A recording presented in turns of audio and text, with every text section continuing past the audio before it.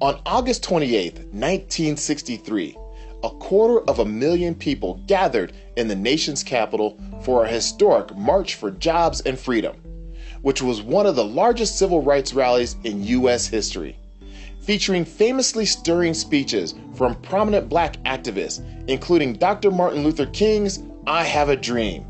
The event was instrumental for the advancement of civil rights in America.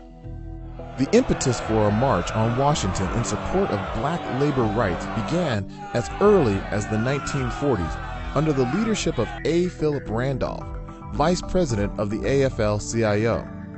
Concurrently, in the 1950s, Dr. King and his Southern Christian Leadership Conference began focusing on black civil rights.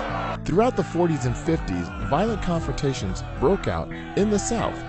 Most of these incidents involving white people retaliating against non-violent demonstrators.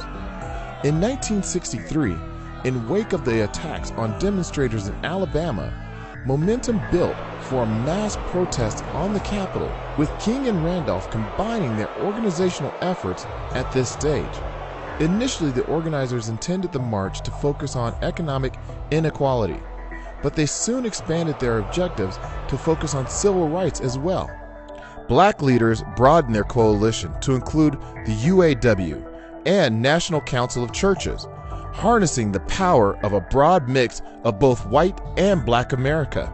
The 1963 march was a seminal moment for civil and labor rights in America, and one of the world's most famous examples of nonviolent mass direct actions, and a moment of cultural history that defines this nation.